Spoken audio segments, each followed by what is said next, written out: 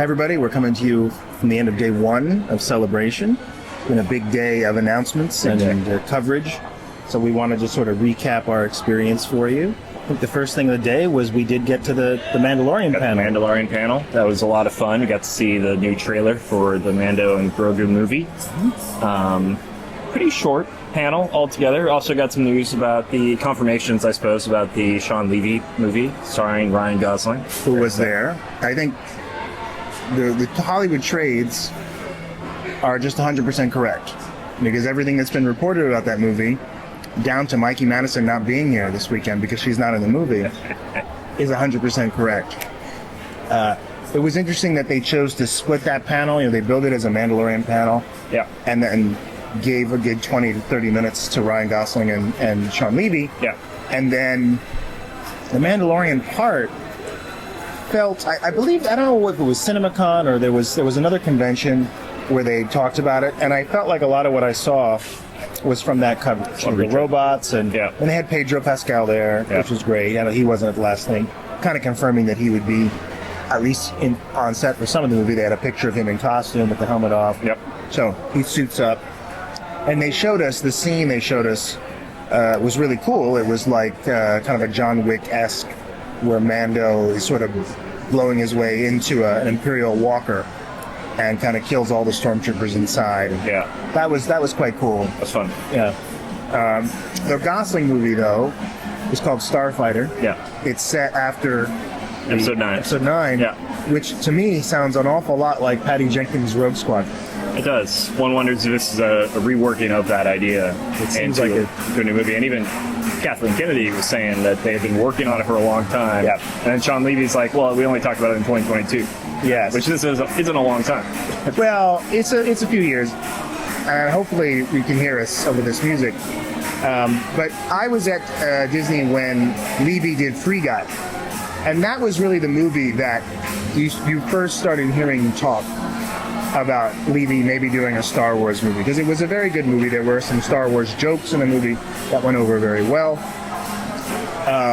But I think the Deadpool and Wolverine success really put it over the top. I think it put him in that level of a filmmaker you just can't say no to.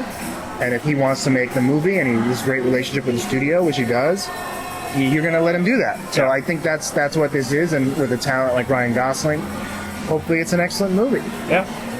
But you know as much about it as we do. But I think I don't know, there was a lot of cool stuff today. But we got to go to the Light and Magic Season 2 panel. Light and Magic is now available to stream on Disney Plus Season 2. And it kind of covers a lot of the ground we talk about on the podcast. It does, absolutely. A lot of overlap. The advent of digital technology. Yeah. We haven't seen the documentary yet. We're excited to. We liked what we saw at the panel. There's some real legends on the stage. John Knoll, Rob Coleman, the animation director from the prequels, who I haven't seen really do anything in some time. Judd Chang, Lin-Manuel Brennan, and Janet Lewin, who are sort of involved in the corporate affairs of ILM, but we're both there at the time. And, one takeaway I had that we were talking about is as cool as it is to see these guys, you see them when they were in their 30s, when they were really breaking ground and taking those risks. And I would love to believe that, and maybe there are some guys in their 30s at ILM right now doing that. And if you're one of those guys and you're watching, we'll have you on the show. Absolutely. Maybe they won't have you on the panel at Celebration, but you come on our podcast. So let us know, because we'd love to talk about what the things are that you guys are working on and what the groundbreaking is that you're doing. Yeah, I think 10 years ago, before Lucas retired, correct me if I'm wrong here, Daniel, but a lot of the de-aging tech was being developed at ILM with the idea that it would be used in his sequel trilogy. I'm sure.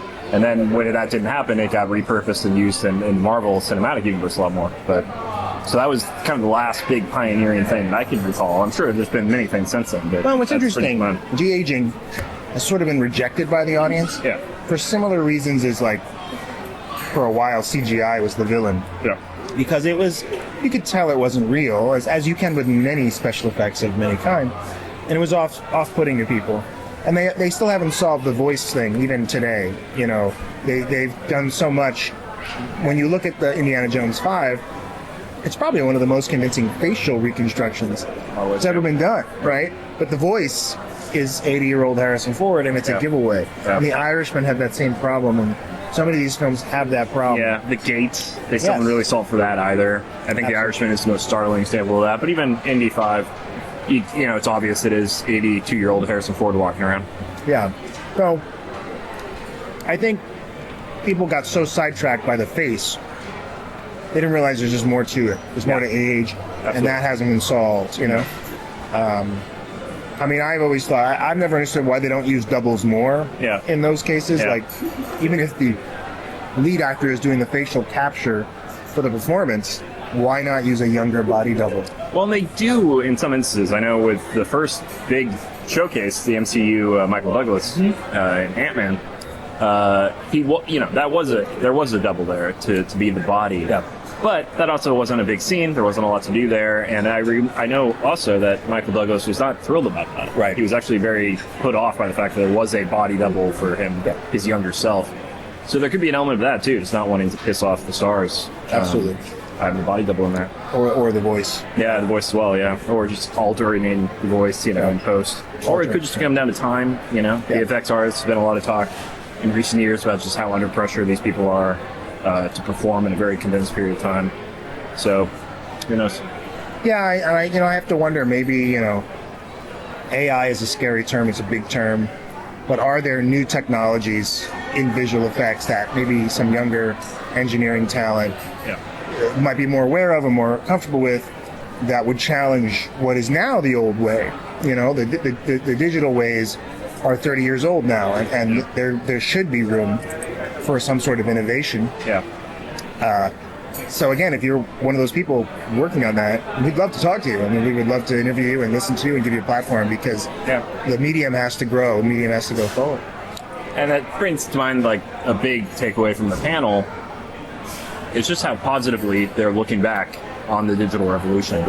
It seems like everyone interviewed and the discussion, the tenor of the panel and of the footage we saw was very much like, this did change Hollywood. Maybe a lot of people didn't like it at the time, but it did change everything. And talking about that in a very positive light, I felt like. Well, that's something we talked about, that felt like we saw a lot of George. A lot of George. This today in videos, and also new George, fresh George. And, you know, he's older. It's a little shocking sometimes to hear George speak with sort of an older man voice. But it's cool to hear from him. He's in Light and Magic Season 2. I was scrolling through it. It looks like Rick is in Light and Magic Season 2, which is exciting. So looking forward to, again, watching and seeing what he has to say. Maybe we'll watch, maybe we'll do a little review. Once we get a chance to watch it. Hopefully, we hope that Young Indy is mentioned in there, but we don't know. So we don't know, because technically ILM didn't work on Young Indy. It was a different company, even though a lot of the techniques and innovations used were ported over to ILM very quickly. That's true. So we'll be interested to see if they get maybe just a verbal nod or something, but so that's interesting. Also, I was really pleased that Ahmed Best was kind of center stage in there, because it occurs to me in the recent years that, like, Andy Serkis almost has the career that Ahmed Best should have had. You know, Ahmed Best pioneered so much of the motion capture technology, and everyone took to Gollum a lot more, and that really catapulted Andy Serkis into a place where he could push his own, career forward. But Ahmed Best, had Jar Jar been better received, very easily could have been the poster child for motion capture. Well, Andy Serkis, the character of Gollum, is such a different kind of character. It's a more serious character, a tragic character. Yeah. And I think he did connect emotionally with audiences in a way that Jar Jar didn't. Now, that's just the truth. But to your point, a lot of what Andy Serkis did while playing Gollum and the way that was done was because of learnings that had happened on The Phantom Menace. They didn't start shooting Lord of the Rings until 1999. The Phantom Menace had already come out, and they had already shared some of the technology with Weta and all them. Well, they talk about in the appendices for Lord of the Rings that George Lucas and Rick McCallum were instrumental in bringing Gollum to life, and we're very open door policy. Like, you can take whatever they open sourced essentially. Yeah. Something that I can't imagine any studio being willing to do today. No, today you'd lock down proprietary. You got to pay whatever license fees and all that stuff. Yeah. Very open source back then. But then the third panel we saw today, probably had. I feel like of all this, well, certainly the only one that had a surprise for me, because I follow this news, We went to the Lucasfilm animation panel. There's a great retrospective if you're a fan of the Clone Wars or Rebels. A lot of great stories were told. They actually showed us a reel from an unproduced episode featuring Boba Fett and Anakin in a very cool like chase scene. But they showed us an episode of the new Tales of the Underworld series, which was quite good, I thought. That'll be out on May 4th. But then I think the big reveal that nobody saw coming, I didn't see coming, was not there's going to be a new animated series, which made sense, but that it's going to be about Darth Maul. And you had an observation about it that I feel like you can say. So the trailer also features Darth Maul has a new apprentice. New apprentice is Twi'lek. Yeah. Very reminiscent of Darth Talon originally from the Dark Horse comic run, where there she was kind of more of a sex kitten, kind of a very, very scantily clad figure. But George had originally said that he was going to utilize that character in a George Lucas kind of way for the sequel trilogy. Well, famously, and this is on record, there was a Darth Maul video game in development, and the producers of that video game have gone on record sort of expressing some frustrations with George, I think unfairly, but be that as it may.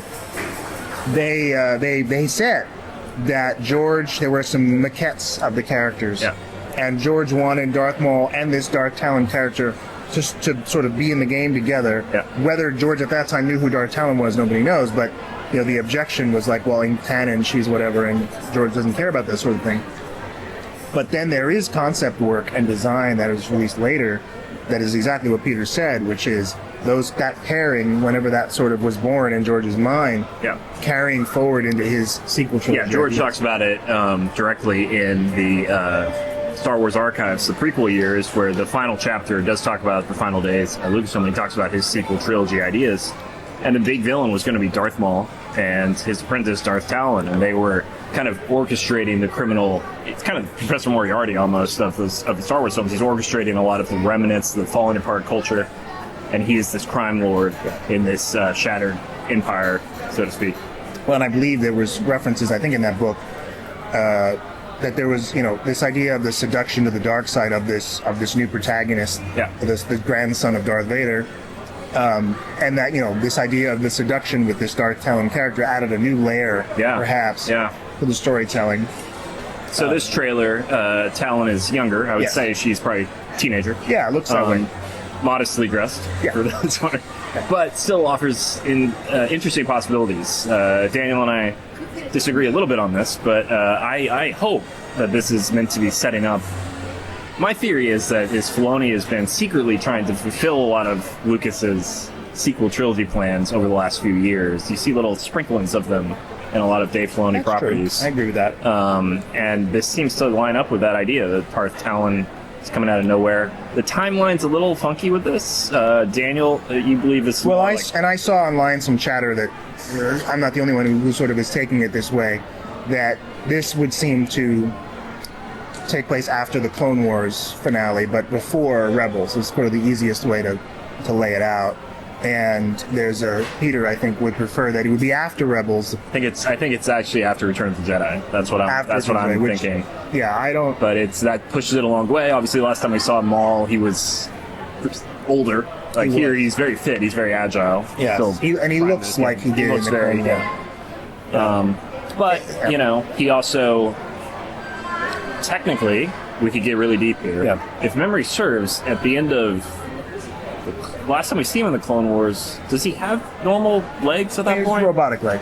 But I mean, like, size-wise. Normal robotic legs. Normal robotic legs. Yeah. Okay, never mind. But in any case, regardless of how it shapes up from a production standpoint, this is kind of a big deal. I would say it's the first, really, Star Wars anything that is going to explicitly focus on this sort of villainous character. The title character is Darth Maul.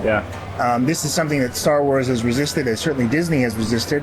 It has shades, and I think Peter and I both agree, I think, that Dave is sort of taking from George I actually do think, from what I saw, I see a lot of the underworld concepts in this show, and I think he may be taking some of those ideas and putting them in an animated series about Darth Maul. And look, I don't know if Darth Maul was a character in Underworld or not. No one's ever said he was, but certainly at the time that George was working on it, he was toying with this idea of resurrecting Darth Maul. I think it was explicitly. I think they talked about this at one point.